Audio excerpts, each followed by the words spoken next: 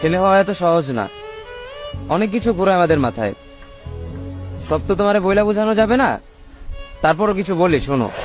আমরা ছেলেরা বউর সামনে মার সাথে ভালো করে কথা বললে মার আঁচলে থাকা সন্তান, আবার মার সামনে বউর সাথে ভালো করে কথা বললে বউর গোলাম। নিজের ছেলে মেয়েদের যদি মারি আমাদের দয়া মায়া নাই, আর ওই ছেলে মেয়েদের যদি কিছু না বলি আশকারা দিতেছি। নিজের বউরে দিয়া যদি জব করাই সেই ক্ষেত্রে আমি বউর কামাই খাই, আর যদি বউরে দিয়া জব না করাই আমি সন্দেহ করি। সারাদিন ঘরের বাইরে থাকলে আমরা ভাদাইম্মা, আর যদি ঘরের ভিতরে থাকি তাহলে বেকার, কাজ কাম নাই। আর এই তোমাদের মেয়েদের গায়ে যদি আমরা ভুলেও টাচ করি না আমরা নির্যাতক, আর যদি তোমরা মেয়েরা আমাদের গায়ে হাত তুলো আমরা কাপুরুষ।